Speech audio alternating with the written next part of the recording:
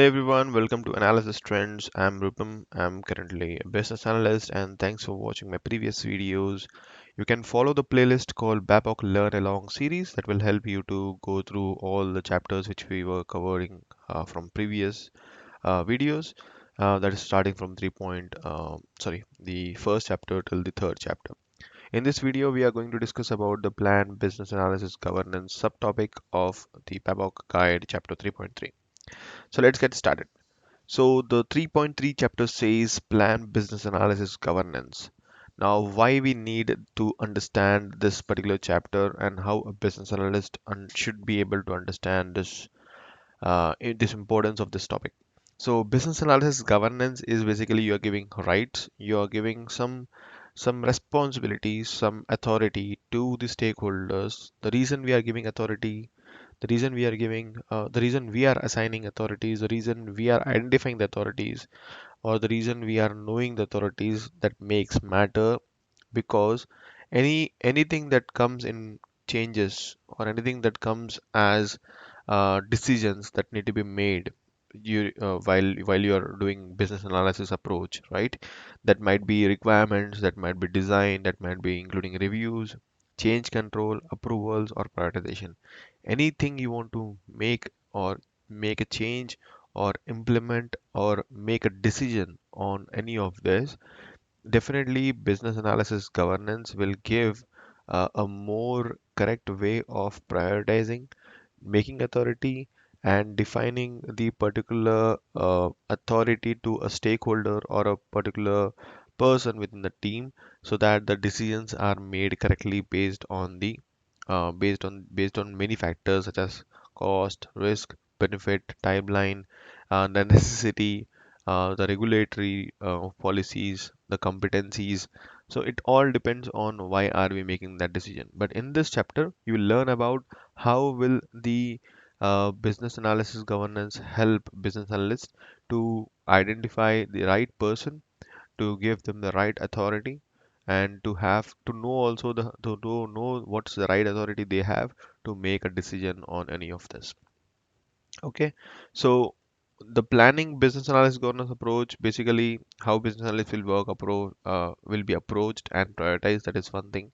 Then the what are the process for proposing a change to the business analysis information, and who has authority and responsibility to process a change, then who has responsibility for analyzing the change, who has authority to approve the change, and how the changes will be documented and communicated. Okay, so all the things we're gonna discuss in detail in this chapter. The inputs to this is the first 3.1 and 3.2 topics, that is business analysis approach, what kind of approach you're following, and that should be continued in this as well. That is what is explained. Then the stakeholder engagement approach basically identify the right stakeholders for their communication and collaboration because they are useful in participating in this governance approach. Now, based on the uh, based on the topic we are moving forward, there are four elements in this particular topic. That is decision making, then the change control process, then we have plan prioritization approach, and then the plan for approvals.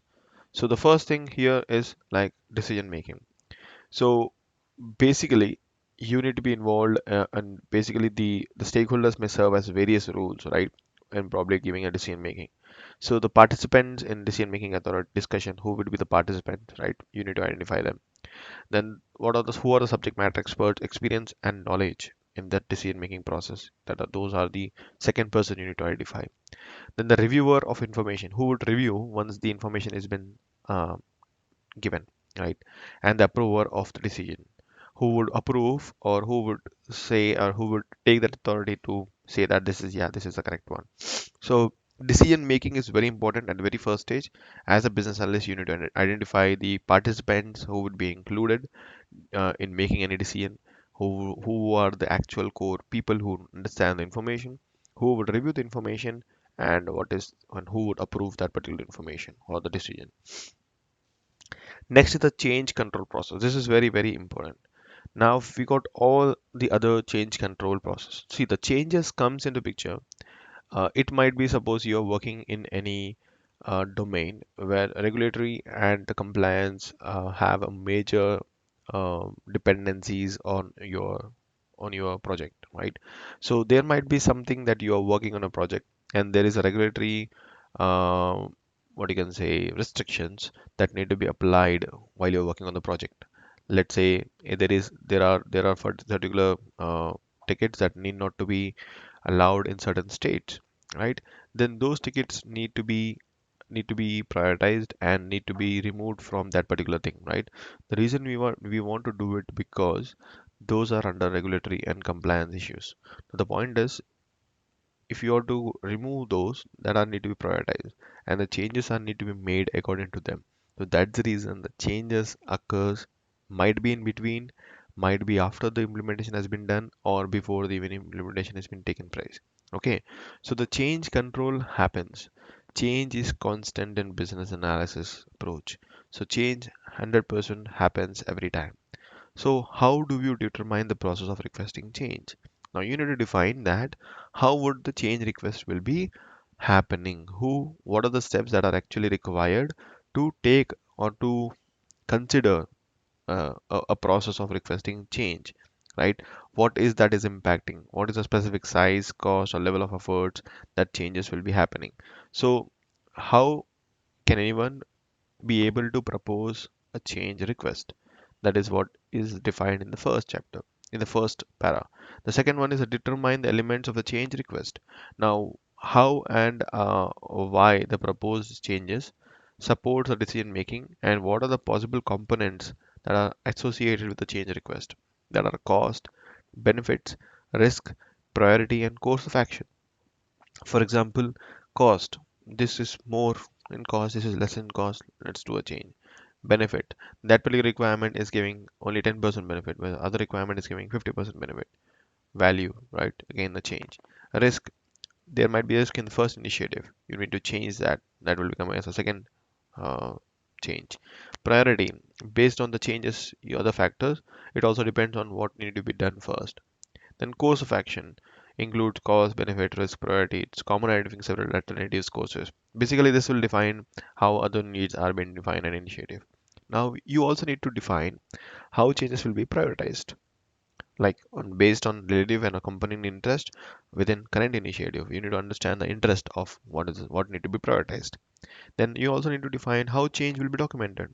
Any changes that are coming in, you need to be having a traceability matrix that defines the versions of each of the change that is happening and the baseline that is affected by the change. Then determine how the change will be communicated. Now, how proposed changes and changes under review, approved or declined, you need to communicate to the stakeholders as well as everyone in the team whether it is approved or declined or deferred or the changes under review, and that's where give you more clarity on communication. Then who will perform the impact analysis?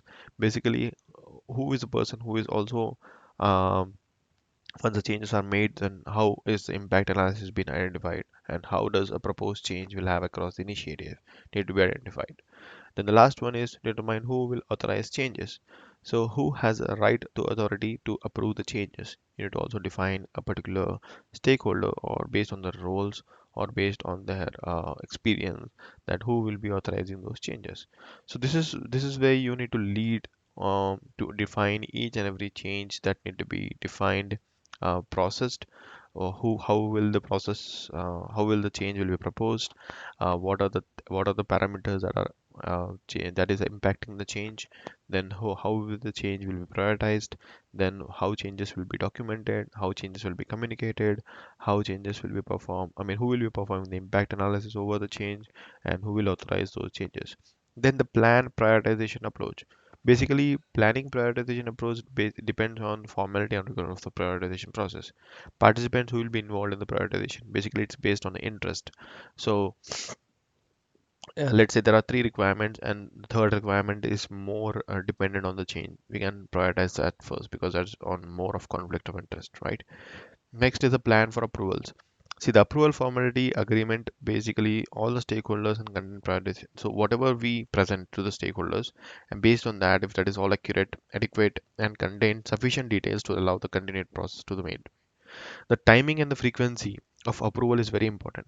If continuous approval are being made, then probably it depends on the size and complexity of the change associated with the foregoing or delaying in approval.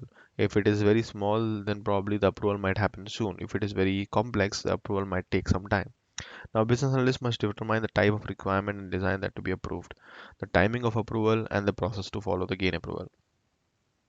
Now, basically, new systems or processes for highly regulated industries such as financial, pharmaceutical, or healthcare are likely to require frequent and rigorous review and approval of very detailed specification. For any other type of initiatives, a less intensive approach process may be more appropriate and result in faster implementation. So the reason is it depends on the size and complexity whether the approvals might be made or not, and it also, I mean, approval might be made, but how long it will take to happen. But it will depend on the size and complexity. There are some guidelines and tools you can use like business analysis, performance assessment, business policies, current state descriptions, legal and regulatory information. Basically, this will all allow you to know why the change is being made and how is the change being impacted. Some of the techniques listed, I will list out like brainstorming, interviews, lesson learns, workshops will help you to process this particular governance approach and lay a structure so that you will be able to better perform the business analysis governance approach. And stakeholders involved during this process are domain subject matter expert, where you concern for the change subject, project managers inclines with your business analysis governance approach, regulators who is the one who actually initiate or is a source of requested change. The sponsor is the one who is actually can be an authority or a decision maker as well, right? Or who approves your changes. What happens is governance approach, once you do that, you will able to identify the stakeholders who has a right to authority, what is my prioritization techniques, how is my who will approve my business information, and how would I manage my requirements and design change across any initiative. So this is all about governance approach. In simple terms, you are defining if any change comes into picture, who will own that, who will propose change, how would the proposed change will be impacted, who would authorize it, or who would prioritize it, what would be the impact, how will it be documented, what would be communicated, and who would approve those changes, and then from there the process continues in developing more on initiatives. Okay, so that's it about plan business governance approach. And thanks for watching this one. Stay connected for the next video. Stay tuned. Follow me on LinkedIn. Thank you.